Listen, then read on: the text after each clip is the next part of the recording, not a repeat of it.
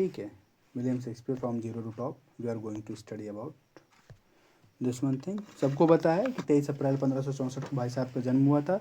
हम लोग काफ़ी बार ये कोशिश करते हैं कि यार कि हम बस सिर्फ मेजर चीज़ों को पढ़ें, जो माइनर चीज़ें उसको हम लोग छोड़ दें। आवाज़ हमारी क्लियर है? Yes sir. चलिए, पीडीएफ आपको दिखाई दे रहा होगा, ये मैंने ग्रुप में भेज रखा है ना। हाँ जी, चलिए ग्रुप में आप लोग खुद से लेफ्ट वो कर लीजिएगा। रिकॉर्डिंग में आपको पीडीएफ पूरा का पूरा कंप्लीट मिल जाएगा, दिखता हुआ एकदम। तो 23 अप्रैल 1564 को और 30 अप्रैल 1616 को क्या बोलते हैं, इनका डेथ हुआ था। दोनों का एक ही डेट है, तो कोई दिक्कत नहीं है, बस ईयर बदल गया है। और माइनर से क्वेश्चंस पे हम लोग ध्यान नहीं देते हैं। जितने भी क्या बोलते हैं कि हाईलाइट किए हुए क्वेश्चंस होते हैं उन्हीं को हम लोग रटते हैं। इसलिए क्या करते हैं कि हम लोग बड़े बड़े क्वेश्चंस में गलती नहीं करती, लेकिन जो छोटे छोटे क्वेश्चन होते हैं जिनको हम लोग सोचते हैं ये तो आसान सा यार, इसमें थोड़ी ना गलती हो सकती है, तो वहाँ पर हम लोग मिस्टेक कर बैठते हैं। ठीक है। William Shakespeare baptized 26 April 1564 Holy Trinity Church में। As in Christianity as a child is baptized after 3 days of his birth. तो सबको पता है कि जो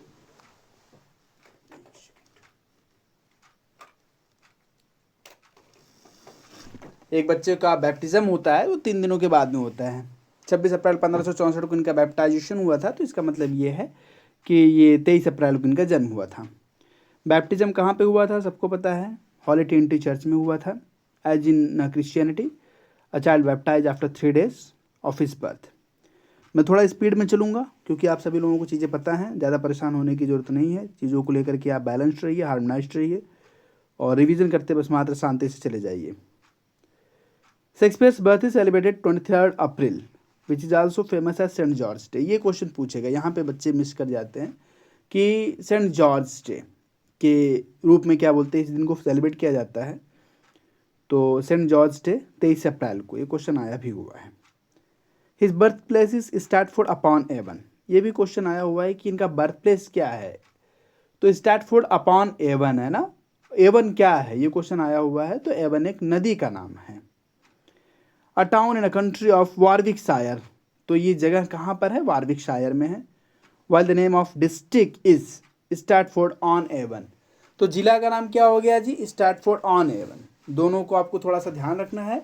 जिले का नाम हो गया स्टैटफोर्ड ऑन एवन और उसका फिर क्या बोलते हैं कि जगह का नाम हो गया Stratford upon Avon. The word Avon stand for the river. Shakespeare has sobriquet as a bard of Avon.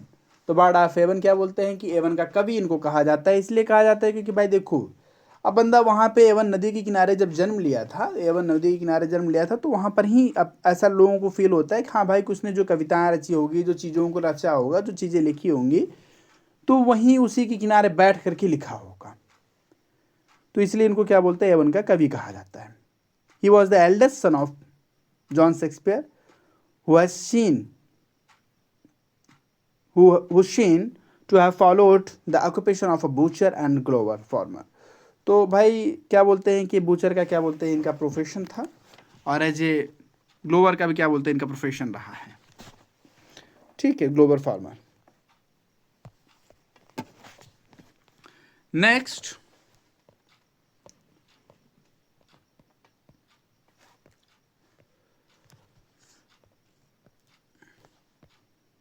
ये भाई साहब क्या बोलते हैं कि बड़े बेटे थे जॉन शेक्सपियर के।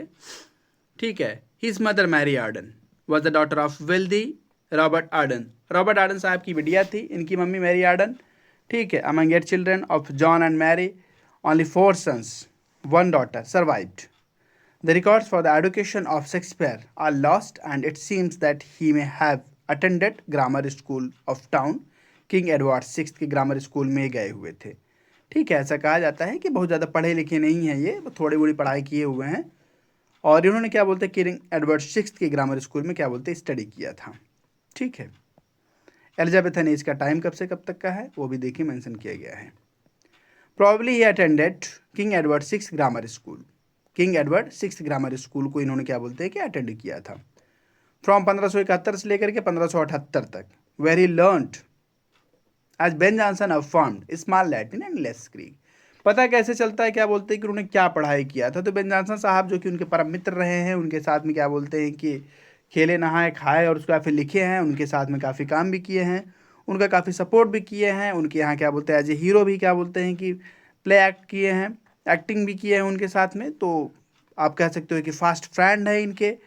तो इन्होंने ये चीज़ कहा है कि भैया उसको ज़्यादा कुछ ज्ञान तो वहाँ पे उन्होंने नहीं सीखा था, बस सिर्फ और सिर्फ स्मॉल लैटिन और लेस ग्रीक, थोड़ा सा लैटिन सीख लिया था, थोड़ा सा क्या बोलते थोड़ा बहुत ग्रीक सीख लिया था। Here Shakespeare would have studied Latin authors like Seneca. देखिए अब हम जब इनके प्लेस को पढ़ते हैं, जब इनके वर्क्स को पढ़ते हैं, तो सिनेकन कुछ एलिमेंट्स उसमें दिखाई देते हैं। सिसरो को इन्होंने पढ़ा है, ओविड के मेटामॉर्फोसिस से भी इन्होंने क्या बोलते हैं कि कुछ चीज़ों को लिया है, वर्जिल के एनियड साहब से भी इन्होंने कुछ चीज़ों को लिया है। आप लोग देखे होंगे इनके वर्क्स को, अगर आप पढ़ेंगे तो होरेस से भी क्या बोलते हैं चीज़ों को कुछ इन्होंने चुराया है। मतलब कुल मिलाकर के शेक्सपियर साहब ने क्या किया है कि वहाँ से एक मधुमक्खी की तरह चीज़ों को निकाला है और उसके बाद फिर शहद के रूप में हम लोगों को दे दिया है और हम लोग उसका पान कर रहे हैं ना। From whom he borrowed many of the plots of his play। 18 साल की उम्र, bond dated November 28 1582 affords clear evidence of Shakespeare's marriage to a certain Anne Hathaway of Stratford। Stafford की क्या बोलते हैं एक लड़की थी जिसका नाम था एन हैथवे। 28 नवंबर को 1582 में 18 साल की उम्र में, ठीक है, भाई साहब ने शादी कर ली थी। At that time Shakespeare was only 18 year, 18 साल के थे भाई साहब, 28 नवंबर 1582 में, ठीक है, 28 साल के थे, 18 साल के थे भाई साहब, sorry. And the bride what 8 year older. लो भैया 8 साल की सीनियर थी। पहले ऐसे हुआ करता था शादी कि 8 साल की सीनियर से शादी होना बहुत बड़ी बात हुआ करती थी, आजकल ये कॉमन हो चुका है। She was already a few months pregnant with his child. She and Shakespeare had 3 child. 3 बच्चे थे उनसे, सुसैना हॉल, ठीक है, पहला, उसका फिर क्या बोलते जुड़वा ट्विंस हैमनेट शेक्सपियर। एंड 1596 में ये बच्चे की डेथ हो जाती है हैमनेट की और जूडिथ क्वीनी, ठीक है। Hamlet diet in 1596 from unknown cause. पता ही नहीं चला किस कारण से मरा था, लेकिन क्या बोलते 1596 बच्चा मर गया था। इन 1584 Shakespeare left his native town. Shakespeare was found guilty of poaching और डियर स्टीलिंग इन अ गार्डन। शार्लोट हॉल की गार्डन में क्या बोलते हैं कि भाई साहब हिरन चोरी करते हुए पाए गए थे 1584 में ना। तो इनको क्या बोलते हैं कि इनके ऊपर मतलब किस प्रकार का वो थेफ्ट का वो लग गया था Charlecote Hall, sir Thomas Lucy के यहाँ पे। And he ridiculed Lucy family in his 2 plays. अब भाई देखो, अगर आप चोरी करते हुए पकड़े जाओगे, उसका फिर बाद में क्या बोलते हैं आप क्या करोगे, खुद को बचाने के लिए आप सामने वाले का मजाक उड़ाओगे। तो उन्होंने क्या बोलते हैं कि हेनरी फोर्थ पार्ट 2 में और मैरी वाइफ्स ऑफ विंडसर, है ना, यहाँ पे 2 वर्क इनके ऐसे हैं जहाँ पे इन्होंने क्या बोलते हैं कि लूसी फैमिली का मजाक उड़ाया है। चलिए, तो कहाँ कहाँ पे किस किस रूप में क्या बोलते हैं इन्होंने मजाक उड़ाया, उस चीज़ को थोड़ा सा देख लीजिए। जस्टिस सैलो एक जज हैं, थॉमस लूसी पर ही कमेंट किया है इन्होंने। इन हेनरी फोर्थ पार्ट 2 में ये भी क्वेश्चन आया हुआ कि हेनरी फोर्थ पार्ट 2 में क्या बोलते हैं जस्टिस सैलो, जो कि थॉमस लूसी के ही एक वो रहे हैं। मतलब कि आप कह सकते हो कि अगर आप मेरा जैसे कि आपने एक उनका वर्क पढ़ा होगा, ड्राइडन साहब का वर्क पढ़ा होगा, तो ड्राइडन जब कमेंट कर रहे थे अपने मित्र पर तो उसका दूसरा नाम रख दिए थे। तो उसी तरह से इन्होंने भी वही हाल किया है कि सर थॉमस लूसी पर कमेंट करते हुए उन्होंने उस कैरेक्टर का नाम रखा था जस्टिस सैलो, जज सैलो के नाम से उन्होंने उसके ऊपर कमेंट किया था। The Mary wives of Windsor, the Mary wives Windsor stand for sir Thomas Lucy ना, a local magnate at magistrate. Magnate का मतलब होता है आकर्षक व्यक्ति, है ना, बहुत ज़बरदस्त का व्यक्ति रहा था, उसके ऊपर भी क्या बोलते हैं उन्होंने कमेंट पास किया था। कौन से वर्क में, मैरी वाइफ्स ऑफ विंडसर में। It is said that Shakespeare left his family near about 1584। कहा जाता है भाई देखो, अभी आजकल एक आईआईटीएन बाबा देखो क्या बोलते हैं कि वो बन करके टहल रहे हैं, साधु बन करके टहल रहे हैं। तो ये कहा जाता है कि शेक्सपियर साहब ने जो अपनी फैमिली को छोड़ा था वो 1584 में छोड़ दिया था, ठीक है। 1584 से लेकर के 1592 तक बंदा इधर उधर क्या बोलते हैं कि भटकता रहा है। और सभी के साथ ऐसा होता है, अगर आपको कुछ पॉपुलर होना, अगर आपको कुछ बड़ा करना, आपको कुछ बेहतर करना है, तो आपको भटकना तो पड़ेगा ही, अपने हिस्से का स्ट्रगल आपको करना ही करना पड़ेगा, वो कोई और नहीं करेगा। तो इन्होंने भी किया था 1584 से लेकर के 1592 तक ये भटकते रहे। Where he reappears as a rising actor, Shakespeare disappears from view। During this period, he is said to have wandered through the country, finally coming London, where he performed very duties and finally joined Burbage's company of players. ठीक है भैया, इधर उधर दुनिया भर की जगहों पे भटका बंदा, कुछ काफ़ी सालों तक क्या बोलते हैं, लोगों से वो गायब रहा, लोगों से वो डिसअपियर रहा, लेकिन लास्ट में जब वापस आता है तो मेरी वॉइस क्लियर है? आवाज़ आ रही कि नहीं हमारी? कोई एक आध रिप्लाई कर दे। आ रही है, आ रही है। ओके ठीक है। तो वही है, काफ़ी दिनों तक भैया देखिए, आप सभी लोगों को मैं बताया ना कि आपको अपने हिस्से का स्ट्रगल आपको स्वयं करना पड़ेगा। मैं थोड़ा स्पीड में चलूँगा, थोड़ा तेज़ी से चलूँगा, ठीक है, क्योंकि एक रिवीजन मात्र है ये, और इससे ज़्यादा और कुछ नहीं है। और मैं ये आशा करता हूँ कि आप लोगों ने काफ़ी पढ़ाई की, काफ़ी तैयारी की, काफ़ी मेहनत किया है। तो आप इसको बस एक आप कह सकते हैं कि बस थोड़ा सा रिकॉल कर सकते हैं चीज़ों को, उससे ज़्यादा और कुछ नहीं है ना। तो जब ये भाई साहब वापस आते हैं तो फिर काफ़ी एक्टिविटीज़ करके इधर उधर दुनियादारी करके आते हैं, उसके बाद फिर वापस आते हैं तो बर्बस कंपनी और प्लेयर्स को ज्वाइन कर लेते हैं। And also known the theatre, जो कि आपका पहला थिएटर भी माना जाता है। द थिएटर जो है वो पहला क्या बोलते हैं, एक्टिंग थिएटर भी माना जाता है।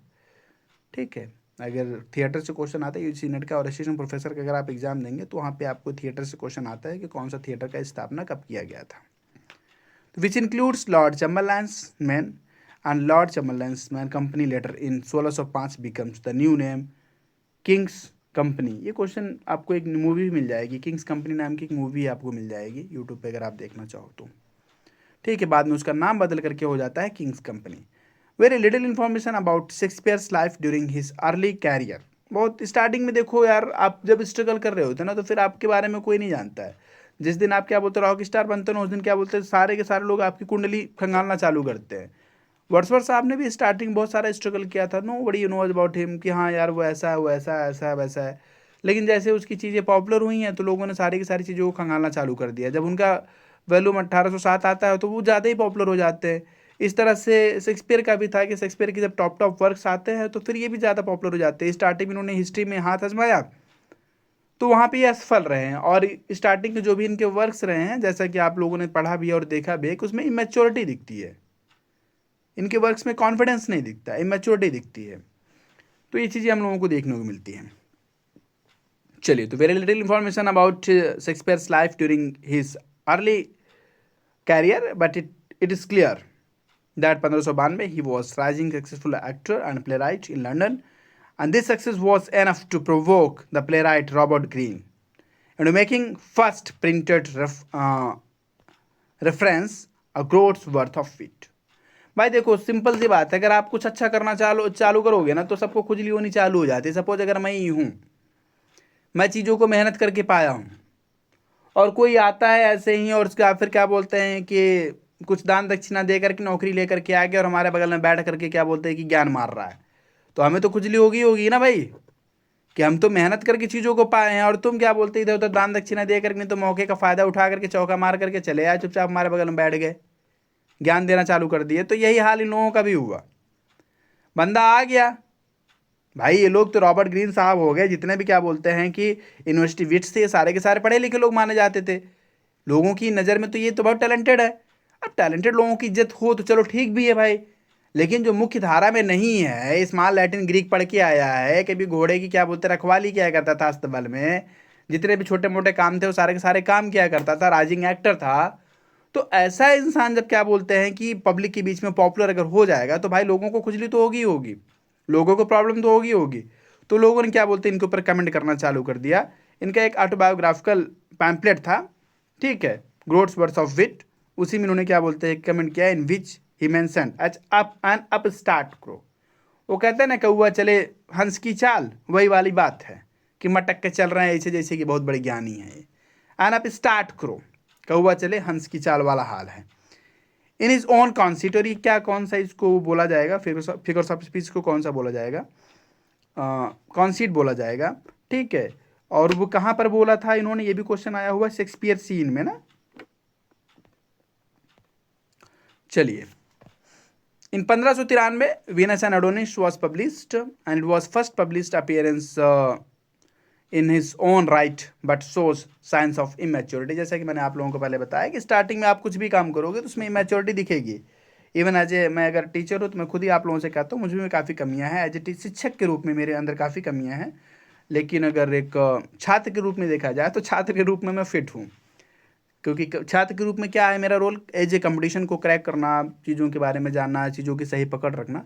लेकिन एक शिक्षक के रूप में शायद मैं भी असमर्थ हूँ, मतलब शायद मेरे अंदर उतनी जानकारी नहीं है या फिर मेरे अंदर उतनी अनुभव नहीं है। तो कुछ न कुछ इमेच्योरिटी, कुछ न कुछ क्या बोलते हैं साइन ऑफ इमेच्योरिटी मेरे में दिख सकती है। तो पर्टिकुलर वही वाला हाल इनके शेक्सपियर साहब का भी था कि 93 में जब इनका 1593 में जब इनका वर्क आता है वीनस एंड एडोनिस, उसमें कुछ बचपना टाइप का दिखता है। लगता है कि यार कि मतलब वो चीज़ें नहीं है जो होनी चाहिए थी। और इन्होंने ये खुद कहा भी कि सो साइन ऑफ इमेच्योरिटी ना। Critics generally seems to say that his first work was Henry VI Part 2, which was written during 1590 and was published in 1600। देखिए होता क्या है ना कि जो भी इनके अर्ली प्लेज हैं, अर्ली प्लेज का आप लोग टाइम वाइम मत याद करिएगा कहीं पे। अर्ली प्लेज के इनके टाइम वाइम कभी आप लोग मत याद करिएगा। कारण क्या है कि अर्ली प्लेज का जो टाइम ड्यूरेशन है ना, उससे कोई मतलब नहीं है। अर्ली प्लेस के टाइम ड्यूरेशन का कोई मतलब नहीं है, उससे कोई लेने देने नहीं है। आप कहोगे भैया 1591 में आया था, मैं कोई सोर्स लेकर के पहुंच जाऊंगा, कहूँगा 1592 में आया था। तीसरा आदमी कोई सोर्स लेकर के पहुंच जाएगा, भैया 1593 में आया था। लास्ट में वो जाकर के आयोग क्या करेगा, उसको जीरो कर देगा। तो इसलिए आयोग ने उसका एक बड़ा अच्छा सा रास्ता निकाला है कि आयोग उसको 1593, 92, 93, 91 नहीं करता है। जैसे कि आप 2021 के क्वेश्चन में देख सकते हो और बाकी के उसमें देख सकते हो, तो आपको ये मिलेगा कि 1591, 92, 93 नहीं करता है। वो उसको जानरा टाइप का बांट दिया है कि मतलब कि आप उसको बांट दिया है, कैटेगरी में बांट दिया है कि हाँ कि फर्स्ट उसमें आया था, सेकंड में आया था, कि थर्ड में आया था, कि फोर्थ में आया था, उसको उस अकॉर्डिंग बांट दिया है। आगे हम लोग अभी उस चीज़ को देखेंगे। चलिए, तो 1597 में ही बात न्यू प्लेस। न्यू प्लेस देखिए भैया, न्यू पैलेस नहीं है, थोड़ा सा लोग गलती कर जाते हैं। ये न्यू प्लेस है। न्यू प्लेस नामक इनका क्या बोलते हैं कि घर रहा है। न्यू पैलेस आप लोग मत कहिएगा गलती से, न्यू प्लेस नाम का इनका घर रहा हुआ है। 1597 में the largest house in town of Stafford. Stafford क्या बोलते हैं कि नामक टाउन में सबसे जो बड़ा मकान था। हर एक पढ़ने वाले की इच्छा होती है कि मुखर्जी नगर में अगर तैयारी कर रहे हैं, प्रयागराज में अगर तैयारी कर रहे हैं, तो यहाँ पे जो सबसे बड़ी वाली बिल्डिंग वो हम खरीद लेंगे। तो इन्होंने भी यही किया था अपने संघर्ष के दिनों में। जिस बड़े मकान को देखा तो उसको इन्होंने कहा कि लाओ भैया अब खरीदो इसको। 1599 2016 में क्वेश्चन आया ना न्यू प्लेस वाला, जी क्वेश्चन आया जी 1599 में due to dispute with landlord Burbage son Richard Burbage and Cuthbert Burbage open Globe theatre with a share of 4 players including William Shakespeare. भाई ये देखो भैया, होता क्या है कि आप अगर सक्सेस की तरफ अगर आप बढ़ रहे हैं तो लोगों को क्या बोलते हैं कि दिक्कत होनी चालू हो जाएगी। बर्बेज सन के बीच में क्या बोलते हैं कि आपस में लड़ाई झगड़ा, इधर उधर फालतू की लड़ाई झगड़े के चक्कर में रिचर्ड बर्बेज और कथबर्ट बर्बेज ये आपस में लड़ाई झगड़े के चक्कर में क्या बोलते हैं कि इन लोगों ने क्या किया कि ग्लोब थिएटर खोला, ओपन किया। ग्लोब थिएटर कब ओपन हुआ था? 1599 में। ये क्वेश्चन सबसे ज़्यादा पूछा जाता है। ऐसा लगता है जैसे आयोग वालों के पास में कोई क्वेश्चन है ही नहीं, उठा करके इसी क्वेश्चन को बार बार क्या बोलते हैं लोग ठोक देते हैं कि भैया ग्लोब थिएटर कब खुला था, सबसे बड़ा क्वेश्चन। ठीक है, चलिए अब कंफ्यूज करने के लिए वो लोग क्या करते हैं 1599, 1699, 1799 में, 1499 में कंफ्यूजन करने के लिए क्या बोलते हैं, इस तरह से उन लोग ऑप्शन दे देते हैं। जो बच्चे एग्जाम को लेकर के ज़्यादा परेशान रहते हैं, जिनके ऊपर एग्जाम फोबिया हावी हो जाता है, जो पढ़ाई लिखाई में सिर्फ और सिर्फ पढ़ाई करते रहते हैं, फिजिकल एक्टिविटीज़ नहीं करते, एक्सरसाइज नहीं करते, रनिंग नहीं करते हैं, और ये दुकानदार जो आजकल दुकान खोल करके बैठे हैं प्रयागराज से लेकर के बाकी जगहों पे बैच चला रहे हैं, 900 रुपये में ले लो, 500 रुपये में ले लो, बैच चला रहे हैं, उनको मेंटली इतना डिस्टॉर्टेड कर देते हैं कि वो पूरी तरह से हवा में आ जाते हैं और 1599 के बजाय 1499 लगा करके चले जाते हैं। ठीक है, इसलिए अपने आप को थोड़ा संयमित रखें। 1601 his father died and at 1608 his mother died. भैया एक में क्या बोलते हैं, पहले पिताजी इनके चले गए, स्वर्ग सिधार गए, और 1608 में इनकी माता श्री सिधार गई। This was the time great tragedies. और सिंपल सी बात है भाई, आपकी जब लाइफ में हजार्ड्स आएंगे, जब आपकी लाइफ में प्रॉब्लम्स आएंगे, जब आपकी लाइफ थोड़ा सा कंट्राडिक्टरी टाइप की होगी, तो आप उस तरह से चीज़ें को लिखना चालू कर देंगे। इनकी लाइफ में हजार्ड्स आए, इनकी लाइफ में प्रॉब्लम्स आए, तो उन्होंने क्या किया कि उसी तरह की चीज़ों को उठा करके पब्लिक के सामने परोसना चालू कर दिया। 1611 his last play Tempest was written and performed, and this year he sold his shares in Globe Theatre and left London for his village। भैया चल भैया चल घर जल्दी, हो गई देर। बच्चा क्या किया कि वापस घर चला आया। 1613 globe theatre cot fire during the time of his last unfinished play Henry eighth was being performed. भैया हेनरी एट्थ का क्या बोलते हैं को परफॉर्म किया जा रहा था, उसी समय क्या बोलते हैं ग्लोब थिएटर में आग लग गई। सबको पता है, बार बार एक क्वेश्चन पूछता है कि 1613 में ग्लोब थिएटर में आग लग गई थी। कब लगी थी? 1613 में ग्लोब थिएटर में आग लग गई थी। और कौन सा वर्क क्या बोलते हैं इनका, कौन सा लेवल का, मतलब कि कौन सा इनका प्ले परफॉर्म हो रहा था? तो हेनरी एट्थ परफॉर्म हो रहा था। His last day were very gloomy. अंतिम दिनों के वास्तव में सबके दुखी दिन ही होते हैं यार, वो तो सिंपल सी बात है। तो वर्ड्सवर्थ साहब ने भी कहा है, ठीक है, कि लास्ट के दिन जो होते हैं ना सबके दुखी होते हैं। हम तो क्या बोलते हैं उनकी बातों को, बच्चों के लोगों की, पब्लिक की बातों को दिखाने का प्रयास करते हैं। पब्लिक क्या बोलती है, आती घूमती नाचती, उसके बाद फिर निकल लेती है ना। Last day were very gloomy. He died 23 April 1616 and was buried in Holy Trinity Church at Stafford.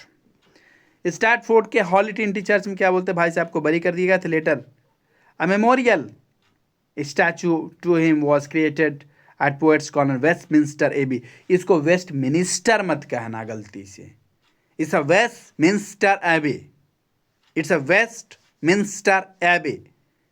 वहाँ पर जाकर के भाई साहब का क्या बोलते हैं कि इनकी यादों में एक स्टैचू बनवा दिया गया था। और एक वहाँ पे एक डॉगरेल भी लिखा था इन्होंने, भाई साहब ने पहले ही तैयार कर रख दिया गया जब हम स्वाहा होंगे। ठीक है, ये मरे थे कब, क्या बोलते हैं कि 23 अप्रैल 1616 मरे थे।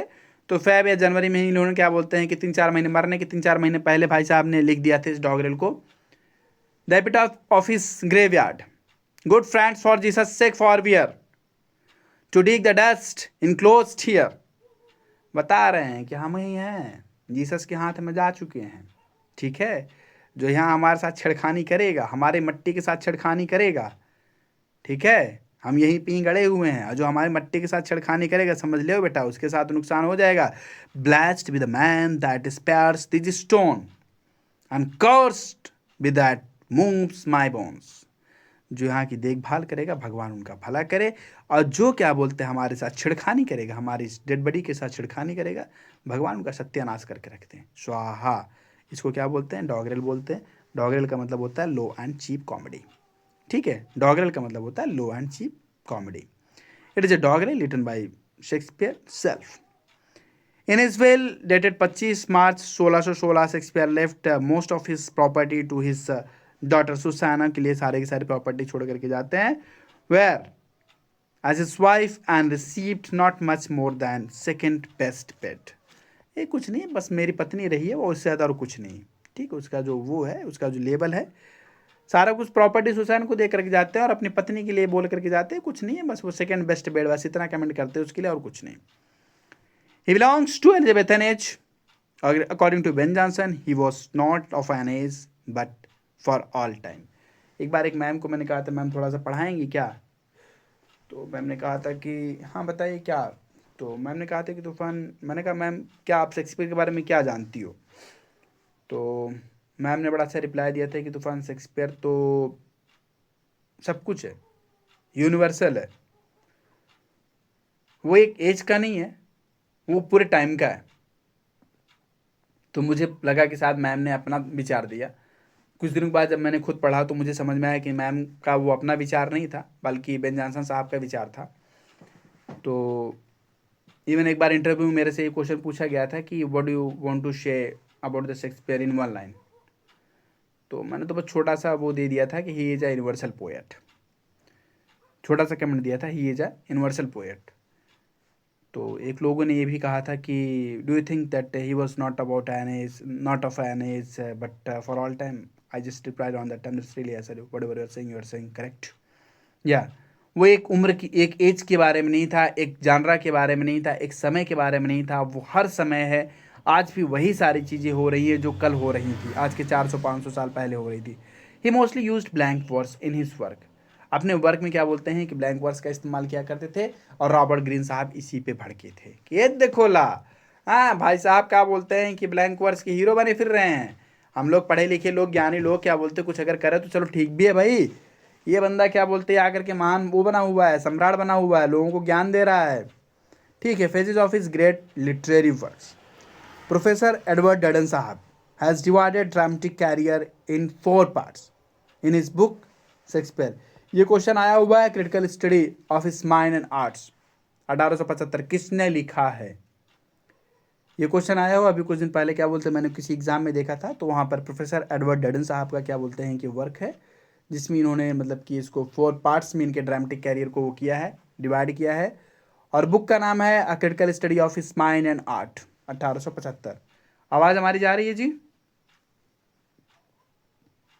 Hello? Okay, yes sir. Clear, ठीक है, ओके। रिकॉर्डिंग में आप लोगों को क्या बोलते हैं कि पूरा का पूरा वो मिल जाएगा, इसमें शायद पता नहीं कैसे दिखा नहीं रहा है, रिकॉर्डिंग में आप लोगों को सब कुछ पूरा एकदम डिटेल में मिल जाएगा चीज़ें एकदम, और मैं इसको वीडियो को अपलोड कर दूंगा यूट्यूब पर भी। First period in the workshop, पहला पीरियड जो इनका था वर्कशॉप में था। भाई हर किसी इंसान को अपनी लड़ाई खुद लड़नी पड़ती है, आप तभी दुनिया में जाओगे। सेकेंड पीरियड 1588 से 1594 तक वर्कशॉप में ही था। और सेकेंड पीरियड जो इनका है, ये आप लोग टाइम ड्यूरेशन याद कर लीजिए कि रट्टा मारने की चीज़ है ये, ठीक है। सेकेंड जो पीरियड है इनका इन द वर्ल्ड, लोगों के बीच में आता है ये 1595 से लेकर के 1600 तक। Third period out of the depth, ठीक है, गहराई से थोड़ा सा बाहर आते हैं 1601 से लेकर के 1608 तक। फोर्थ पीरियड है इनका ऑन द हाइट, टॉप पे होते हैं शेक्सपियर साहब, एकदम पॉपुलर व्यक्ति होते हैं, एकदम कमाल के व्यक्ति होते हैं, इनका एक अच्छा खासा रेपुटेशन होता है, एक अच्छा खासा नाम होता है ना। चलिए, by William J long, question यहीं से पूछता है। आप लोगों से मैंने बताया था कि अभी क्या बोलते हैं कि शेक्सपियर का जो पीरियड का जो टाइम पूछता है वो यहीं से ही सारा का सारा क्वेश्चन बनता है कि इनका जो वर्क है वो किस पीरियड से बिलोंग करता है। तो फर्स्ट पीरियड से बिलोंग करने वाले जो वर्क्स हैं वो कौन कौन से हैं, 1590 से लेकर के 1595 तक, period of immaturity and experimentation. यहाँ पे जो आपको वर्क दिखेंगे, इसमें वर्क के जो डेट हैं उसमें थोड़ा सा कन्फ्यूजन है, थोड़ा सा प्रॉब्लम है, थोड़ा सा डाउट है, तो उसको हम क्लियर नहीं कह सकते हैं कि हाँ कि वो कौन से एज से बिलोंग करता है, क्या नहीं है, किस डेट का है, क्लियर इन्फॉर्मेशन उसकी अवेलेबल नहीं है। तो शेक्सपियर के इस एज को बोला जाता है इमैच्योरिटी एंड एक्सपेरिमेंटेशन, चीज़ों को लेकर के वो इमेच्योर थे और he was just doing experiment about all that things. इनका फर्स्ट पीरियड है 1590 से लेकर के 1595 तक। सेकेंड पीरियड है इनका 1595 से लेकर के 1600 तक, 5 साल का गैप आ रहा है, period of growth and development. पहला पीरियड इनका 1590 से 95, दूसरा पीरियड इनका 95 से लेकर के 1600 तक, period of growth and development, चीज़ों को लेकर के क्या बोलते हैं कि सुधार कर रहे हैं और विकास कर रहे हैं। थर्ड पीरियड इनका है 1600 लेकर के 1607 तक, period of despair and gloom. मैंने पहले बताया कि 1601 में क्या बोलते हैं इनकी पिताजी की डेथ हो गई थी, उसके बाद फिर 1608 में इनकी माता जी की डेथ हो गई थी, तो इस समय बंदा थोड़ा सा निराश था, चीज़ों को लेकर के थोड़ा सा निराश था। और जब आप दुनिया की सारी चीज़ों को जान लेंगे तो फिर आप वास्तव में निराश हो जाएंगे, ये सबसे बड़ी सच्चाई है, ठीक है। तो फोर्थ पीरियड इनका है 1607 से लेकर के 1612 तक, पीरियड ऑफ कामनेस एंड सीरियरिटी ना। आप जब शांति हो जाते हो, लास्ट में जाकर के आदमी शांत हो जाता है, कितना भी उछलता कूदता है, बाद में जाकर के शांत हो जाता है। तो फर्स्ट फेज 1590 से लेकर के 1595 तक फर्स्ट फेज इनका है, और it is a period of experimentation. In this phase Shakespeare seems to be immature. पहले मैंने बताया कि भाई साहब थोड़ा सा इमेच्योर टाइप के थे, थोड़ा सा क्या बोलते हैं कि ऐसे समय में थोड़ा सा इमेच्योर थे। In this phase Shakespeare wrote 1590 से 91 में इनका हिंदी 6th पार्ट 2, 1591 में Hindi 6th part 1 and part 3, 1593 में 93 रिचर्ड थर्ड, ठीक है। कॉमेडी ऑफ एरर्स, थोड़ा सा बेवकूफ़ी टाइप का लगता है, थोड़ा सा बचकाना टाइप का लगता है अगर हम कॉमेडी ऑफ एरर्स पढ़ते हैं। रिचर्ड थर्ड में थोड़ा खून खराबा टाइप का लगता है कि क्या बकवास टाइप का लिखे हैं। 1594-95 में जब इनका हम वर्क देखते हैं तो टाइटस एंड्रोनिकस, ले खून दे खून, ले खून दे खून, ले काटा ले पीटी, मतलब मजाक लग रहा है ऐसे आदमियों को काटना और आदमियों को काट करके उबाल करके दे देना सब्जी बना करके, हाँ बकरा बकरी है, हद है। तो कुल मिलाकर के मैच्योरिटी दिखती है। टेमिंग ऑफ श्रू, ले लड़ाई झगड़ा चल रहा है, मतलब कहते हैं लड़की को सुधारने के चक्कर में पड़े हुए, मतलब कमाल का चल रहा है, ऐसा लग रहा है कि क्या मजाक है यार। हाँ, लव्स लेबर्स लास्ट में एक दूसरे को पहचान रहे, एक दूसरे को जान रहे हैं, फिर भी एक्टिंग कर रहे हैं मैं तुमको नहीं पहचानता हूँ, पहचान के हमको दिखाओ तो जाने। हाँ, हम तुमको नहीं पहचानते, तुम पहचान के दिखाओ तो जाने। नौकर आके पहले ही बता दे रहा है कि वो 4 के 4 आ रहे हैं, जितने भी चारों छिछोरे हैं, फर्डिनेंड, उसका फिर क्या बोलते हैं कि बारनी, लॉन्ग मिले, वो सब के सब आ रहे हैं यहाँ पे आपके साथ क्या बोलते हैं कि मस्ती मटर गस्ती करने के लिए। तो लड़कियां भी एक्टिंग कर रही, मैं तो आपको नहीं पहचानी, आप लोग कौन हो, और वो भी क्या बोलते हैं मटर गस्ती करें। ओ कमाल है, ये लोग मेरे को नहीं पहचान पाए, हम लोगों ने रूप बदल रखा है, अबे बेवकूफ़ कहीं की, वो तो पहले से उनको आकर के बता करके चला गया नौकर कि हाँ कि वो लोग आ रहे हैं आप लोगों का CHU काटने के लिए, ठीक है। मतलब कमाल की ये चीज़ें हैं, मतलब ऐसा लगता है कि यार कि मतलब चल क्या रहा है यार, एकदम फुली बेवकूफ़ा, मतलब पूरी पूरी तरह से बेवकूफ़ा पना चल रहा है। बाद में क्या बोलते हैं कि मतलब कि वो कसम खाते हैं हम ऐसा करेंगे वैसा करेंगे, बाहर नहीं कहता है कुछ नहीं करेंगे, हम प्यार करेंगे और कुछ नहीं करेंगे, ठीक है। वो कहा 3 साल की तैयारी करेंगे हम लोग, प्यार नहीं करेंगे, ये नहीं करेंगे, वो नहीं करेंगे। तो कहा ठीक है बाबू, 3 साल की तैयारी तुम करो, बाकी मिलते हैं बाद में, ब्याह शादी होगा, ठीक है। तो कुल मिलाकर के उल्टे पुल्टी चीज़ें सब हो रही हैं इनकी स्टार्टिंग के वर्क्स में। तो कुल मिला इमेच्योरिटी हम लोगों को देखने को मिलती है। Shakespeare was influenced by the patriotic feelings represented in the work Christopher Marlowe's and George Peele. George Peele की और क्रिस्टोफर मार्लोस के वर्क से इनके अंदर थोड़ा सा क्या पेट्रियोटिक फीलिंग्स आई थी ना, देशभक्ति वाला थोड़ा सा मटेरियल आ गया था। अनदर से हिस्ट्री प्लेस, ये यूनिवर्सिटी विट्स को बीट कर रहे थे, ब्लैंक वर्ड्स को इंट्रोड्यूस किया था मार्लोस ने, यूज किया था ना जी। तो the period come to an end with the King John 1595 में। हाँ एक चीज़ ये भी याद रखिएगा, किंग जॉन का जो 1595 में वर्क आया था उसी से इनकी जो इसका जो पीरियड था वो एंड हो गया था। ये क्वेश्चन बनता है कि फर्स्ट पीरियड क्या बोलते हैं, कौन से वर्क से एंड हुआ था। तो फर्स्ट पीरियड जो है एंड हुआ था क्या बोलते हैं कि 1595 में आया किंग जॉन से। ज़्यादा स्पीड में तो नहीं चल रहे हैं जी, सही है हाँ जी, हेलो, परफेक्ट सर, परफेक्ट। ठीक है okay. Shakespeare's early dramatic works, देखिए मैं आपकी एग्जाम और आपके लेवल को थोड़ा सा ध्यान रख करके चल रहा हूँ, जिसको लग रहा हो कि ज़्यादा तेज़ है तो कोई बात नहीं, आप अपना लेवल बढ़ाइए, हम अपना लेवल कम नहीं करेंगे। Shakespeare's early dramatic works shows the lack of deep thought and characterization. देखिए अगर एक कोई बच्चा अगर होगा तो वो पागल ही हो जाएगा ना, ऐसे कि जिस बच्चे ने बड़ा लक्ष्य बना रखा है, जिस बड़े मतलब स्टूडेंट्स ने बड़ा लक्ष्य बना रखा है, तो वो छोटी मोटी नौकरी को पा करके पागल नहीं होगा। हमारे ही ग्रुप में एक स्टूडेंट है, तो उसका लक्ष्य असिस्टेंट प्रोफेसर का, तो उसका सिलेक्शन हो गया था जूनियर में। उसने मुझे कभी नहीं बताया कि सर मतलब कि मेरा सिलेक्शन हो गया, लेकिन एक दिन ऐसे बता दिया, ऐसे बातों बातों में उसने बताया कि सर मेरा सिलेक्शन जूनियर में हो चुका है। 15-20 दिन बाद, महीने भर बाद बताया कि सर मेरा सिलेक्शन जूनियर में हो चुका है। तो मैंने कहा क्यों, ऐसा क्यों किया? तो उसने कहा कि सर मेरा ये लक्ष्य नहीं है, मेरा और बड़ा लक्ष्य है।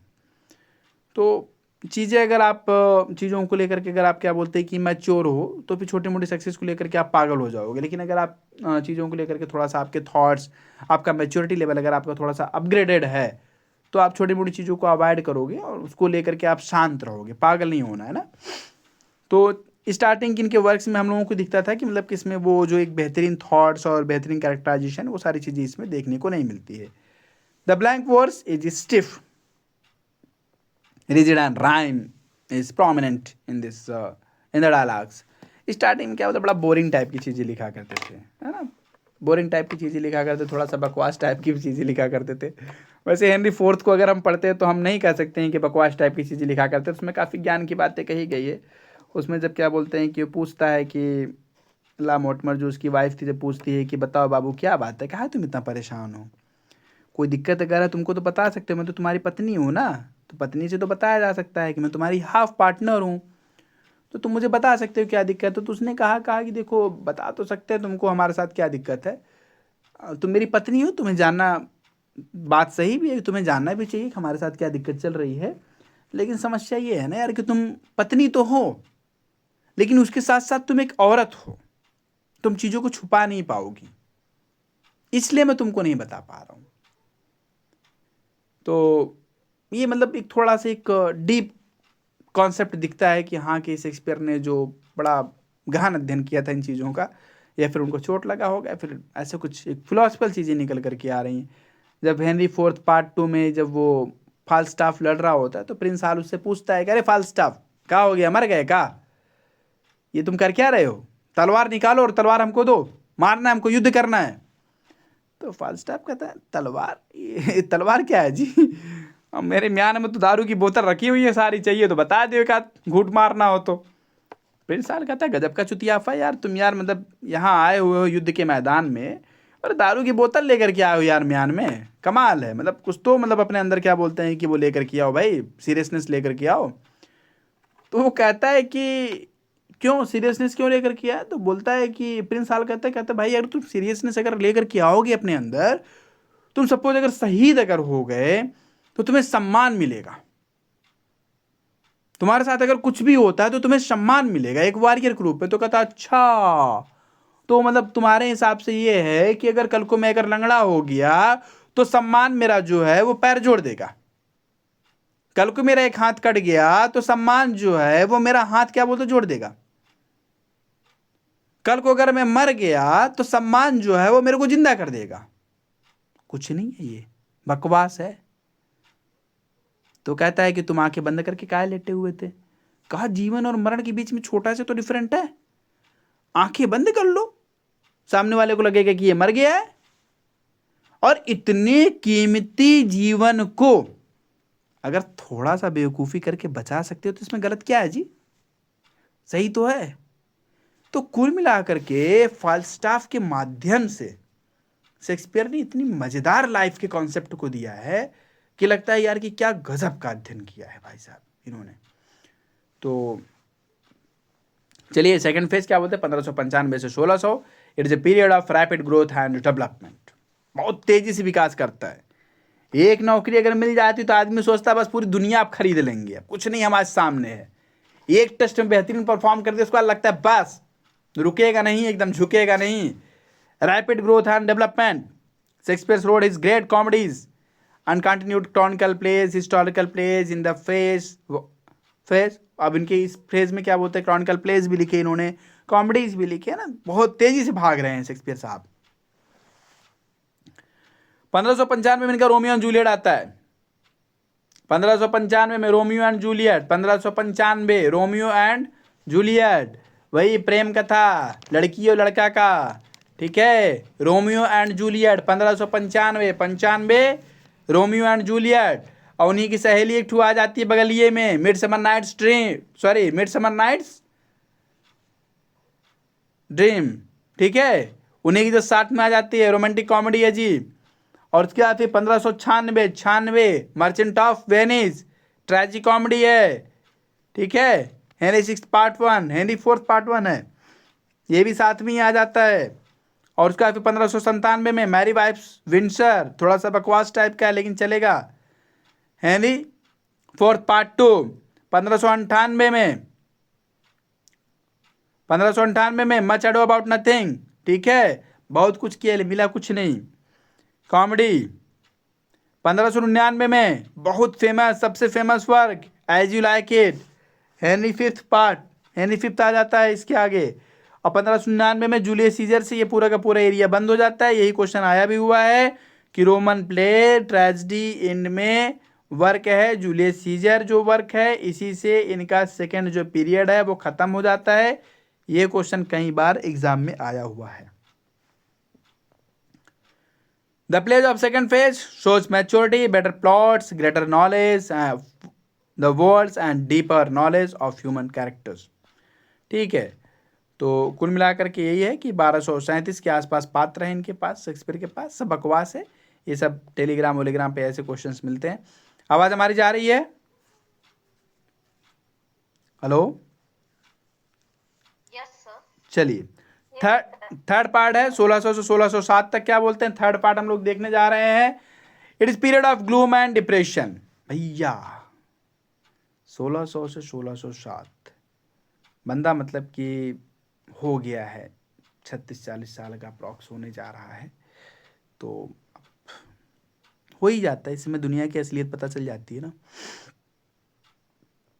It's period of gloom and depression and as well as the phase of full maturity. बातें अगर करेगा बंदा तो एकदम लगेगा हाँ यार कितना मैच्योर है ना। हैमलेट 1601 में आता है इनका, ट्वेल्थ नाइट आता है 1601 में, है जी। और उसका फिर क्या बोलते हैं कि ट्वेल्थ नाइट में देखिए क्या है, 25 दिसंबर में 12 दिन और जोड़ दीजिए, जो दिन होगा उसी को ट्वेल्थ नाइट बोलते हैं। 25 दिसंबर में 12 दिन और जोड़ दीजिए, जो दिन होगा वही है 12वीं रात, है जी। और उसका फिर 1602 में ट्रॉलस and Cressida.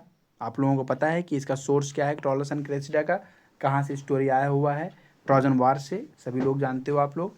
All wells that ends well, अंत भला तो सब भला, हाँ जी, हुक में दिया हुआ है, हुक में सभी लोगों को पता है, बताने की जरूरत नहीं है। 1604 में मेजर फॉर मेजर ओथेलो। हाँ जी, 1604 में ये आया हुआ था ओथेलो भी। ओथेलो क्या बोलते हैं कि वेनिश कमूर, ये भी स्टोरी आई हुई है, पिक्चर भी है इसका, मूवी भी है, आप लोग देखना चाहें तो देख सकते हैं। 1605 में किंग लियर, इसकी अच्छी खासी मूवी है, अगर आप देखना चाहो तो देख सकते हो। 1606 में मैकबेथ। ठीक है, 1606 में ही क्या बोलते हैं कि एंटनी क्लियोपाट्रा, ये रोमन प्ले है। और 1606 में कोरियोलैनस। 1607 में टीमन ऑफ एथेंस, बड़ा गजब का वर्क है, इसको पढ़ना जरूर, इसकी स्टोरी में खुद ही आप लोगों को सुना डालूंगा। और एक थोड़ा सा मतलब रिवीजन टाइप का, रिकॉर्डिंग टाइप का करते हुए अगले कुछ दिनों में, 5-10 दिनों में ही शेक्सपियर को हम लोग कंप्लीट कर देंगे, 5-7-10 दिन जो भी लगेंगे। The gloom and depression which provides these periods are attributed to some personal experience. The place of this phase shows the darker side of human experience ना भैया। ज़िंदगी के जो सबसे बुरे दिन होते हैं ना, ज़िंदगी के सबसे जो बुरे दौर होते हैं ना, उन्हीं चीज़ों को क्या बोलते हैं कि ये जो इनका जो पीरियड है, थर्ड पीरियड जो है वो दिखाता है। It is a period of great tragedies. इस पीरियड में इन्होंने क्या बोलते हैं कि सबसे महान ट्रेजिडीज लिखा, जैसे हैमलेट लिखा, मैकबेथ लिखा, किंग लियर लिखा ना, ओथेलो लिखा, एंटनी क्लियोपाट्रा लिखा। ठीक है, Hamlet, Macbeth, King Lear, Othello and some of his comedies always that ends well, measure for measure ना। और दो कॉमेडीज भी हैं थर्ड पीरियड में, always that ends well and measure for measure. चलिए हम लोग फोर्थ पीरियड में आ गए। फोर्थ फेज, ये सब का सब क्या बोलते हैं, मेरा हैंड रिटन ही PDF है। फोर्थ फेज में 1607 से लेकर के 1612 तक, it is a period of calmness and serenity after storm. बहुत तूफान आने के बाद क्या होता है, चीज़ें शांत हो जाती है ना। बहुत आप चाँचाँ चाँचाँ टाँटाँ टाँटाँ करोगे, एक बार PDF में नाम आ जाएगा, ऑटोमेटिक आप शांत हो जाओगे। इस plays of this phase are, तो ये 1608 में पेरिकलस है और ड्रामेटिक रोमांस। उसका फिर 1609 में क्या बोलते हैं कि सिम्बलाइन हो गया, 1610 में विंटर्स टेल हो गया, 1611 में टेम्पेस्ट हो गया, और 1613 में क्या बोलते हैं कि हेनरी एट्थ हो गया। आप लोग हेनरी एट्थ अनफिनिश्ड वर्क है, आप लोग जब डिस्कशन करते हो तो इसमें ये डिस्कशन के दौरान आप लोग इस प्रकार के क्वेश्चन ज़रूर पूछा करो, ठीक है, कि डेट बताइए, टाइम बताइए। What distinguishes Shakespeare's last period is the Shakespeare's once again revived the love comedy in his plays Winter's Tale and The Tempest। ठीक है, categorization of Shakespeare's plays according to First Folio. 1623 में क्या बोलते हैं कि जो Shakespeare के जो प्लेस थे उसको किस प्रकार से कैटेगराइज किया गया, उसको हम लोग थोड़ा सा देख लेते हैं।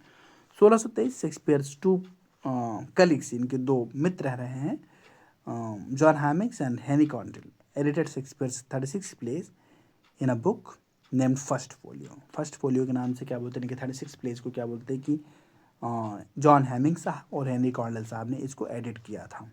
ठीक है, in a book named First Folio, in it they classified 36 plays into 3 groups. 3 group में पहला क्या हो कि हिस्टोरिकल प्लेस है जिसमें कि 10 प्लेस हम लोग देखते हैं, और दूसरा क्या बोलते हैं कॉमेडीज है जिसमें कि 14 है, और तीसरा क्या बोलते हैं कि ट्रेजिडीज है जो कि 12 है। तो कुल मिलाकर के हो गया 10, 14 और 12, टोटल 36।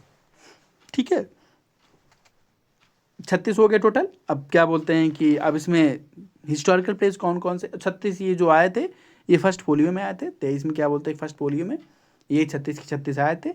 इसको एडिट करने का काम किया था जॉन हैमिंग साहब ने और हेनरी कॉन्डल साहब ने किया था। ये कौन थे, दोनों कलीग थे। किसके कलीग थे, शेक्सपियर साहब के। हाँ जी, थोड़ा स्पीड आप लोग बढ़ाइए। हिस्टोरिकल प्लेस में आते हैं हेनरी सिक्स, क्या बोलते हैं कि पार्ट 1, पार्ट 2, पार्ट 3। अब हेनरी सिक्स में क्या बोलते हैं, 3 हो गया, पार्ट 1, पार्ट 2, पार्ट 3। है जी, और उसका फिर रिचर्ड थर्ड, हेनरी फिफ्थ, है जी, Henry fourth part 1, Richard third हो गया, हेनरी फोर्थ हो गया, और हेनरी क्या बोलते हैं कि फोर्थ पार्ट 2 हो गया, है ना। हेनरी फिफ्थ हो गया पार्ट 1, रिचर्ड सेकंड हो गया, किंग जॉन हो गया, और हेनरी एट्थ हो गया। हेनरी एट्थ आप लोगों को पता है कि अनफिनिश्ड है। ठीक है, चलिए ट्रेजिक प्लेज इनके कौन कौन से हैं। ट्रेजिक प्लेज इनके टाइटस एंड्रोनिकस, वही खून खराब वाला, इनको काटो उनको काटो, ऐसे काटो ऐसे काटो। रोमियो एंड जूलियट, दो प्रेमी के चक्कर में क्या बोलते, दो फैमिली के बीच में लड़ाई, कपलेट, और दूसरी फैमिली के बीच में लड़ाई, दो फैमिलीज के बीच में लड़ाई, कपलेट। और कौन सी दूसरी फैमिली थी, दूसरी फैमिली कौन थी, कपलेट और, मोंटेग। हाँ, कैपुलेट और मॉन्टेक फैमिली के बीच में लड़ाई। जूलियस सीजर जो कि क्या बोलते हैं कि रोमन साम्राज्य का एक महान शासक हुआ करता था। शासक क्या था कि शासक किंग मेकर था ये। हैमलेट एक सीनियर हैमलेट का बेटा था ये हैमलेट। ट्रालस एंड क्रेसिडा जो कि ट्रोजन वॉर से रिलेटेड है। ओथेलो एक वेनिस का मोर जो कि क्या बोलते हैं एक सुंदर डेस्टिमोना से क्या बोलते हैं कि प्रेम कर बैठा था। और किंग लियर एक बेवकूफ़ बुढ़ा सठिया गया था, उल्टे पुल्टे कांड किया, उसकी वजह से परेशान हुआ। मैकबेथ ओवर एम्बिशियस पर्सन, तो उसकी वजह से इसने अपने सत्यानाश किया। एंटनी क्लियोपाट्रा एक खूबसूरत टाइप की हीरोइन जिसने कि सत्यानाश कर दिया एंटनी का। टीमर ऑफ एथेंस दुनिया से परेशान एक इंसान। कोरियोलानस शिम्बेलाइन। ठीक है, चलिए कॉमेडीज इनकी कौन कौन सी है। Love's labour's lost, the comedy of errors. Love's labour's lost आप लोगों की स्टोरी पढ़े हुए होंगे। कॉमेडी ऑफ एरर्स में क्या बोलते हैं कि चीज़ों को पहचानने का थोड़ा सा आइडेंटिटी का वो है। टू जेंटलमैन ऑफ वेरोना ये भी आप लोगों ने पढ़ रखा है, देख रखा है। बाकी आगे हम लोग पढ़ेंगे इसकी story. Midsummer Night's Dream, Merchant of Venice, Venice का क्या बोलते हैं मर्चेंट। वैसे ये टाइटल भले दिया गया लेकिन इसका ज़्यादा जिक्र नहीं आया है ना। जो टाइटल हीरो है उसका ज़्यादा जिक्र नहीं आया है। The Mary wives of Windsor, और उसका फिर क्या बोलते हैं कि मच एडो अबाउट नथिंग। ठीक है, ट्री ऑफ लव कॉमेडी 7, 8, 9 जो है ट्री ऑफ लव कॉमेडी है। As like it and 12th night. तो टेमिंग ऑफ द श्रू वही करकसा का सुधार इसको हिंदी में बोलते हैं। उस लड़की को क्या बोलते हैं सुधार दिया था बंदे ने। बाकी उसका एक दूसरा पार्ट भी आता है इसमें क्या बोलता है कि लड़के को लड़की ने ही सुधार दिया था। ठीक है, ऑलवेज दैट एंड्स वेल। चलिए अगला देख लीजिए। मेजर फॉर मेजर हो गया, विंटर्स टेल हो गया, द टेम्पेस्ट हो गया। इसका डेट आप लोगों को याद रखिएगा क्योंकि ये सारे के सारे लास्ट के वर्क्स है और लास्ट के वर्क्स का डेट आप लोगों को याद रहना चाहिए। 1601 के बाद से जो भी वर्क क्या बोलते हैं शेक्सपियर साहब के आए हुए हैं उस वर्क का डेट आपको याद रखना है। वहाँ पे आपको फेज नहीं याद रखना है। फेज आपको याद रखना है फर्स्ट फेज का और सेकंड फेज का, लेकिन थर्ड फेज और फोर्थ फेज में जितने भी वर्क्स आए हुए हैं उनका सबका आपको डेट याद रखना है। Okay. Pericles was not included in the first folio's collection. Hemmings and Condell made first folio in order to keep the memory of so worthy a friend and a follow alive. First folio was dedicated to two brothers, William Herbert साहब WH, the third Earl of Pembroke, और Philip Herbert साहब को the earl of Montgomery. इन दो लोगों को क्या बोलते हैं कि डेडिकेट किया था किसने, हेमिंग्स ने और कॉन्डेल साहब ने। हेमिंग्स और कॉन्डेल साहब जो कि फर्स्ट फोलियो को पब्लिश करवाए थे 1623 में। इन लोगों ने क्या किया कि शेक्सपियर के जो वर्क्स का जो कलेक्शन बनाया था 36 पेज का उसको डेडिकेट कर दिया क्या बोलते विलियम हर्बर्ट साहब को और फिलिप हर्बर्ट साहब को। अब चक्कर क्या है यार कि मतलब ये लोग क्या चक्कर है, ये डेडिकेट का क्या चक्कर क्या है, डेडिकेट करने का मतलब मामला क्या है, ऐसा क्यों करते थे लोग। होता क्या था, देखो फाइनेंशियली सपोर्ट करने के लिए कोई तो होना चाहिए ना जो इनको स्पॉन्सर्ड करे। आज की भाषा के अकॉर्डिंग जो इनको स्पॉन्सर करे कोई ना कोई ऐसा होना चाहिए। तो ये दोनों स्पॉन्सर किया करते थे, इसलिए क्या बोलते हैं इन दोनों के इन लोगों ने क्या किया कि डेडिकेट कर दिया। Second folio 1632। Sonnets, longer poems were also immortalized with the works of first folio. Here archaic language was removed, syntax was changed. इसमें ही मिल्टन का वर्क ऑन शेक्सपियर आया था, एपिट ऑफ पोएम में रखा गया था है जी 1632। इसको 1630 माना है आयोग ने। थर्ड फोलियो 1663 में आया था। हियर देखिए क्वेश्चन पूछता है कि सेकंड फोलियो इनका कब आया था, तो सेकंड फोलियो इनका क्या बोलते हैं कि आया था 1632 में ना। और इनका थर्ड फोलियो कब आया था, थर्ड फोलियो क्या बोलते हैं 1663 में आया था। Here Pericles was not included, it was included in second addition.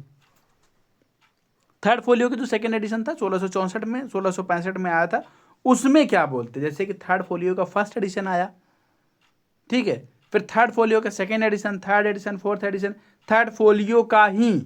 इस चीज़ को याद रखना, इसमें मैं भी खुद कंफ्यूज हुआ था कि थर्ड फोलियो में पहले कह रहा है कि नहीं आया था, फिर कह रहा है कि थर्ड फोलियो में आया था। तो थर्ड फोलियो के जो फर्स्ट एडिशन था, थर्ड फोलियो के जो पहली बार जो लॉट निकला किताबों का, उसमें नहीं आया।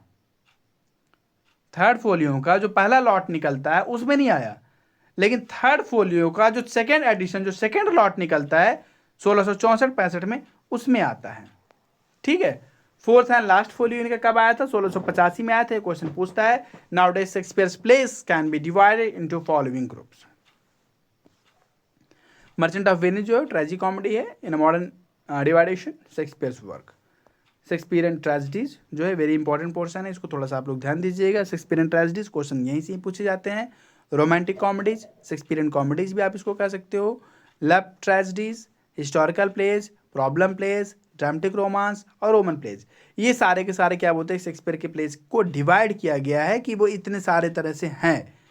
कुछ ट्रेजेडीज भी इन्होंने लिखा है, कुछ रोमांटिक कॉमेडीज भी लिखा है, कुछ लव ट्रेजेडीज भी लिखा है, हिस्टोरिकल प्लेज भी लिखा है, प्रॉब्लम प्लेज भी लिखा है, ड्रामेटिक रोमांसेस भी लिखा है, रोमन प्लेज भी लिखा है। अब वो कौन से क्या है वो आप लोग आगे देख लीजिए। ठीक है, स्पीड सही है, समझ में आ रहा है जी? हेलो, आवाज जा रही कि नहीं जा रही है? Yes sir. चलिए तो सर ये डार्क प्ले क्या होता है? भाई, पहुंच रहे हैं ना आगे, टेंशन क्या ले रहे हो, वहीं पे आ रहे हैं। ठीक है, अच्छी बात है आप क्यूरियस चीज़ों को जानने के लिए, है ना। जिनको समझ में नहीं आ रहा है उनको परेशान होने की ज़रूरत नहीं, उनको और मेहनत करने की ज़रूरत है।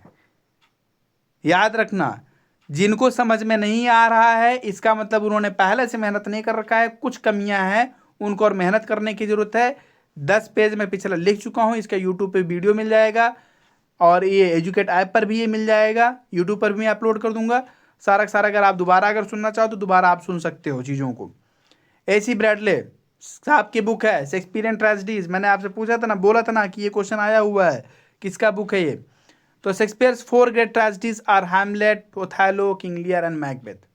ओथेलो क्या है? लव ट्रेजेडी है, ये भी क्वेश्चन है। ओथेलो क्या है? लव ट्रेजेडी है। Shakespearean tragedies is not a long off dreams, ठीक है, land of dreams is not a land of dreams but a school of life. भैया यहाँ सपने नहीं देखे जाते, यहाँ पे जीवन के पाठ पढ़े जाते हैं।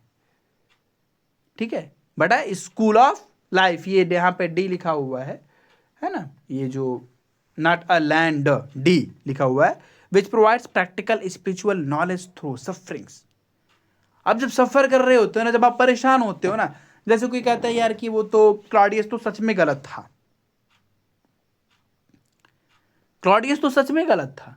भाई अगर किसी के पिता की मृत्यु होगी तो बेटा तो वैसे ही परेशान हो जाएगा। सच में भूत आया था? कुछ नहीं, वो तो भूत आया था, वो सिर्फ और सिर्फ इसका एक भ्रम था। ये मैं नहीं कह रहा हूं, कुछ क्रिटिक्स का ऐसे ही कहना है, भाई किसी के बेटे के साथ में ऐसा होगा तो ऐसा तो वो नहीं होना है। और उस समय इंग्लैंड के लोग भूत प्रेत पे ज्यादा भरोसा करते थे।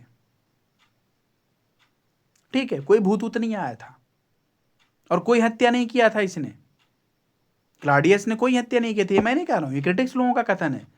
क्लाडियस ने कोई हत्या नहीं किया था, इसको लग रहा था कि क्लाडियस ने हत्या किया है। अब अगर वो कह रहा है कि भाई मैंने तो प्ले को एक्ट करवाया, प्ले को एक्ट करवाने के बाद हमने देखा क्लाडियस अनकंफर्टेबल फील करत, ए बाबू, किसी को मारने की सीन रहेगी तो एक इंसान अनकंफर्टेबल नहीं फील करेगा, अनईजी नहीं फील करेगा, पैनिक नहीं फील करेगा, ऑब्वियसली करेगा। उस आधार पर आप किसी को गिल्टी कैसे कह सकते हो? सामने वाले ने पैनिक फील किया, आप मेरे सामने बकरा काटो, आप मेरे सामने इंसान को काटो और वही वाली सीन आप मेरे को दिखाओ, मैं अनईजी नहीं फील करूंगा? और आप मेरे को बोल दो कि नहीं भाई आपने तो मेरे भाई की हत्या की है, ये कौन सा कॉन्सेप्ट है? किसी के बाप की डेथ होगी तो वो अनकंफर्टेबल नहीं फील करेगा, चीजों को लेकर के पागल नहीं होगा? ऑब्वियसली होगा। तो कुल मिलाकर के ये एक जीवन के असली सत्य को दिखा रहा है कि लाइफ में चल क्या रहा है। नॉलेज थ्रू सफरिंग्स, झेल रहे हो ना, सब सीख जाओगे। ओफेलिया को हम लोग देखते हैं, प्रेम कर रही है, वो प्रेम को जीत नहीं पा रही है, मर जा रही है। एक तरफ प्रेम, एक तरफ पिता, एक तरफ भाई, लास्ट में सुहा हो गई वो। यही तो है, भाई की रेस्पेक्ट करते करते, पिता की रेस्पेक्ट करते करते प्रेमी को छोड़ रही है, और प्रेमी भी ऐसे ही खेल रहा है कि नहीं प्रेम करता उसको, तभी तो ले जाकर उसको सारे के सारे गिफ्ट वापस करती है, बोलती है कि बाबू जब हम तुम प्रेम करते थे ना, जब अच्छे लगते थे ये सारे के सारे गिफ्ट, अब तो तुम मेरे को भूल गए हो, अब काटने को दौड़ते हैं ये गिफ्ट, वापस रख लो। भाई हमारे तुम्हारे साथ भी तो यही होता है, कोई प्रेमिका ने गिफ्ट दे दिया, आज वो प्रेम कर रही है, वो अच्छे लगेंगे, उसको हम सीने से चिपका के रखेंगे। और कल को पता लगा कि उसने हमको धोखा दे दिया, वो किसी और के साथ चली गई, तब उसको चिपका के रख पाओगे? नहीं रख पाओगे। उठा के फेंक दोगे, आंखों के सामने से बहुत दूर फेंक दोगे ले जा करके। यही तो बता रहा है, ये हमें नॉलेज देता है। थ्रू सफरिंग्स, झेलने के बाद हम सीखते हैं। आप बहुत ओवर एम्बिशियस हो जाओगे, सत्यानाश करके रख दोगे अपने जीवन का। आप कंफ्यूजन में आ जाओ, अपनी प्रेमिका के ऊपर आप क्या बोलते हैं, डाउट कर लो, मार डालोगे अपनी पत्नी को, पागल हो जाओ आप। फालतू का क्या बोलते हैं कि फ्लैटरिंग्स के लिए अपने बेटी बेटियों के फ्लैटरिंग्स को आप सुनो, पागल हो जाओ आप। सत्यानाश करके रख दोगे आप अपनी फैमिली को। बेवकूफ बन करके टहलोगे पगला के जैसे, बुढ़वा के जैसे बुढ़वा टहल रहा था पागल बन करके, मेरे को ताज चाहिए। उसने कहा अच्छा बेटा ताज चाहिए तुमको, ला फोड़ो एक ठू अंडा, सारा तुमको हम दो ताज दे रहे हैं। ठीक है, यही है, यही बोल रहा है शेक्सपियर के लिए। कह रहा भैया स्कूल ऑफ लाइफ है ये लैंड ऑफ ड्रीम नहीं है, सपने की दुनिया नहीं है, ये जीवन का खेल है। पढ़ ले समझ ले सब समझ जाओगे। Shakespeare tragedy is tragic tale of high born person. बड़े बड़े लोगों की बात करता है, अंडू झंडू की बात नहीं करता है वर्ड्सवर्थ की तरह। भैया वो क्या बोलते हैं कि नदी के पास में है, घोड़े को देख रहे हैं, गधे को देख रहे हैं, सीपी को देख रहे हैं, ईसा देख रहे हैं, डियर को देख रहे हैं, हाँ लूसी को देख रहे हैं, पेड़ पौधा को देख, ये सब फालतू की बातें नहीं करता है, हाई फाई लेवल के लोगों की बातें करता है, इज नॉन। और ये भी क्वेश्चन आया हुआ है, इसके जो हीरो होते हैं वो हाई बॉर्न पर्सनालिटी होते हैं, फलानू फलानू का बात नहीं करता ये, he is known by the name of his hero. और ये भी बात है कि इसके जो ट्रेजेडीज है वो उसके हीरो के नाम से जाने जाते हैं, जैसे ओथेलो, मैकबेथ, किंग लियर, हैमलेट। गलती करते हैं वो, हमको लगता है गजब का चुतियापा यार, क्या गलती कर रहा है ये। बाद में जब वो परेशान होते हैं, सफरिंग्स में जाते हैं, तब उनसे हमको प्रेम हो जाता है।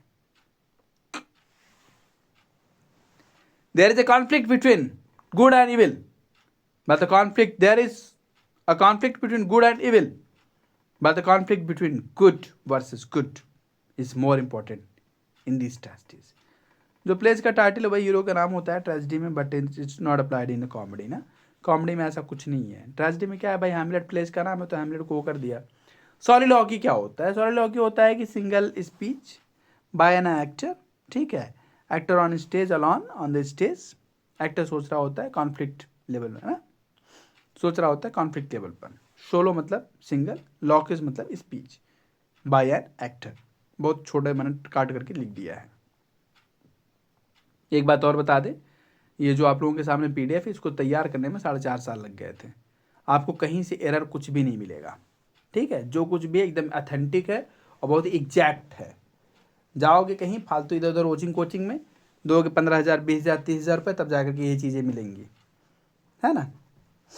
चलिए, the internal conflict which is shown through soliloquies saves this tragedies. अब क्या है कि भाई सॉलिलॉकी का मतलब क्या है, यूज क्या है। अगर आपसे किसी ने पूछ लिया भाई what is the use of soliloquy, तो सॉलिलॉकी का मतलब है भाई अंदर तेरे क्या चल रहा है उसको दिखाता है सॉलिलॉकी, कि तेरे अंदर चल क्या रहा है।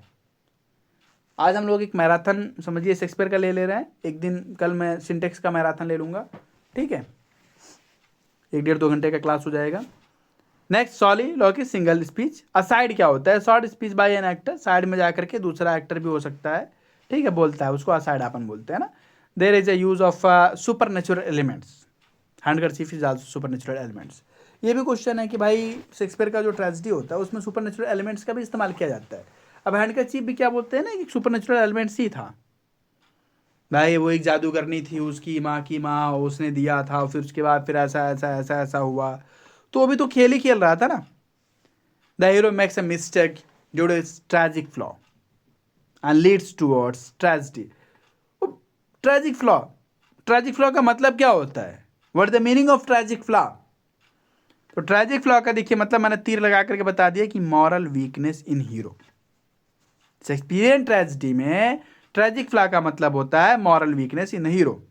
हीरो में जो क्या बोलते हैं मॉरल वीकनेस होते हैं, उसी को अपन ट्रेजिक फ्लॉ कहते हैं। ग्रीक ट्रेजेडी में इसको हैमर्सिया बोलते हैं, एरर इन जजमेंट।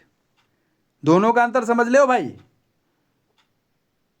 तुम्हारी आदत में खराबी है तब तुम्हारा सत्यानाश होना ही होना है। ओथेलो के जैसे, हैमलेट के जैसे, मैकबेथ के जैसे, किंग लियर के जैसे। ये शेक्सपियरियन ट्रेजेडी की कहानी है। और ग्रीक ट्रेजेडी में एरर ऑफ जजमेंट, उल्टा का पुल्टा सोच ली बेटा तो हो गया सत्यानाश तुम्हारा। In the hero last realize his mistake, the hero at last realize his mistake. भैया लास्ट में क्या बोलते हैं, हीरो को लगता है कि नहीं यार यहाँ पे तो गलती हो गई थी। चार्टर्टन साहब ने बोला था, क्या बोलते हैं कि Shakespearean tragedy is glorification of soul ना, सुधार देता है अंदर से आत्मा को। Shakespearean tragedy is glorification of soul. There is no poetic justice, अच्छे के साथ अच्छा, बुरे के साथ बुरा होता है। Poetic justice what the meaning of poetic justice, सारे टर्म भी आप यहीं पे सीख लो बैठे बैठाले। What is the meaning of poetic justice? Poetic justice का मतलब ये हो गया भाई तू अच्छा कर रहा है तेरे साथ अच्छा ही होगा, तू बुरा कर रहा है तेरे साथ बुरा ही होगा। ऐसा नहीं होता है। वो छोटे छोटे बच्चों का क्या लेना था, इसको अंडे बच्चे की तरह काट करके फेंक दिया जाता है। वो मैकबेथ में उस लड़के का क्या था, उसके बेटे का क्या वो था यार, गलती था, उसको मार दिया जाता है। क्या गलती था उसका, क्या बुरा वो था? कॉर्डेलिया ने क्या गलत किया था? ओ जो उसकी पत्नी थी, यागो की जो वाइफ थी, उसने क्या गलत किया था? बेटा बेचारी पति पता बन करके बैठी हुई थी, उसके साथ हुआ कि नहीं हुआ? काट करके फेंक दिया कि नहीं फेंक दिया गया? तो कुल मिलाकर के इसमें पोएटिक जस्टिस नहीं होता है। इसको टाइटस एंड्रोनिकस के जो बच्चे थे उसमें वो बेचारों ने क्या गलती किया था? कचकचा करके काट करके फेंक दिया गया है ना। और जिसका सूप बनाया तो बात की बात है भाई, उसने तो गलती किया था, लेकिन टाइटस एंड्रोनिकस के बेटों की क्या गलती थी? कोई गलती नहीं थी, मार करके फेंक दिया गया। चलिए, Shakespeare uses certain abnormalities of life examples जैसे सोमनोबुलिज्म और हैलुसिनेशन। सोमनोबुलिज्म क्या होता है कि स्लीप वॉकिंग सीन आप लोगों ने देखा होगा, किस वर्क में है, लेडी मैकबेथ है ना, आप लोगों ने मैकबेथ में देखा होगा। और हैलुसिनेशन होता है ना मेंटल डिस्टर्बेंस, ये आप लोगों ने क्या बोलते हैं कि मैकबेथ में, इसमें हैमलेट में ही देखा है ना, और मैकबेथ में भी देखा है। मैकबेथ में ऐसी चीज़ें होती हैं, उसको कटार बुला रहा होता है, उसको ऐसा कहा है, कटार उसको बुला रहा है, पागलपन है नहीं, ये तो गजब का बेवकूफ़ी बना। तो ये कटार थोड़ी ना किसी को बुलाता है, वो कटार ऐसे खींच रहा है, तब कुल मिला करके उसको ऐसा लग रहा है ना कि ऐसा करना चाहिए। तो आपको जैसा लगेगा ना कि ऐसा करना चाहिए, तो वैसा आपको दिखने भी लगा चालू हो जाएगा। आपको दिख रहा है ना कि आपका सिलेक्शन हो रहा है, ऑटोमेटिक आप पढ़ना चालू कर दोगे। आपको दिख रहा है ना कि आपका सिलेक्शन नहीं हो रहा है, आप किताब बंद कर दोगे, आप फिर मेरे पास फ़ोन करोगे, सर मोटिवेट करो ना थोड़ा सा। Shakespeare has introduced comic relief, comic relief को भी इन्होंने इंट्रोड्यूस किया इन हिज प्लेस। ठीक है, पोर्टस इन मैकबेथ हो गया है ना, किंग डंकन की मृत्यु के बाद वो आता है ना पोर्टस इन, हो इज फ्रॉम हेल, कौन आया है, अरे वो थोड़े बातें करते हैं। ग्रेट डिगर सीन की बात करता है, पूछता है, कहता है ये किसका खोपड़ी है जी? हमने जाकर के उसे पूछता है किसका खोपड़ी है? अरे है एक था, हम लोगों को हंसाया करता था, कहता किसका कब्र खोद रहा है? कहा अभी तो मैं कब्र में हूँ, तो ये मेरा कब्र है, थोड़ी देर रुक जाओ तो तुम्हारा कब्र हो जाएगा, क्या दिक्कत है, तुम अगर अंदर आ जाओ तो तुम्हारा कब्र हो जाएगा। बड़े मजे लेता है उससे। कहता है कि वो ये कौन है? अरे राज्य का था, बहुत हंसाया करता था, बड़ा मस्त आदमी था। किसकी खोपड़ी लेकर? अरे है ऐसी, हंसाया करता, बड़ा अच्छा आदमी था। अच्छा तो क्या हो गया यार, सीनियर हैमलेट साहब जब युद्ध लड़ करके आए थे ना, तो उन्हीं के समय का था, सीनियर हैमलेट के साथ का बंदा था ये। तो उनका बेटा क्या, अरे उनका बेटा हैमलेट है, उनका बेटा पागल हो गया वो, तो उसे कहाँ गया है? अरे इंग्लैंड गया था ना, तो वो पागल हो गया, वो इस चक्कर में पागल हो गया, वो इंग्लैंड गया था ना। अच्छा तो इंग्लैंड अरे इंग्लैंड में इसलिए पागल हो गया क्योंकि इंग्लैंड में तो सारे पागल ही रहते हैं ना तो इसलिए इंग्लैंड जा करके वो पागल हो गया वो। तो मतलब कुल मिला करके ग्रेविटी का सीन भी जब हम देखते हैं तो थोड़ी सी हंसी आती है, अच्छा ऐसा है क्या? तो कैरेक्टर इज डेस्टिनी, ये भी बात है। तुम खुद चुतिया करो, सजा तुमको भोगनी पड़ेगी, ये भी है। कहाँ पे? शेक्सपियर साहब के प्लेज में। It's true for his tragedies as Shakespearean tragedies. A C Bradley साहब ने कहा है कि characters himself is responsible for his tragic and.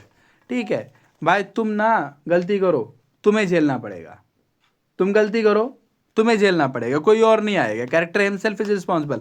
भाई मैकबेथ ने बेवकूफ़ी पना किया था, मैकबेथ को झेलना पड़ा। हैमलेट ने किया, हैमलेट को झेलना पड़ा। किंग लियर ने किया, किंग लियर को झेलना पड़ा। ओथेलो ने किया, ओथेलो को झेलना पड़ा। मतलब हमें एसी ब्रैडली की जरूरत नहीं है, हम खुद ही समझ सकते हैं कि character himself is responsible for his tragic end. हाँ जी, एसी ब्रैडली साहब का ही वर्क है शेक्सपियर इन ट्रेजेडी, ये भी याद रखिएगा। चलिए, शेक्सपियर हैज कैथार्टिक इफेक्ट।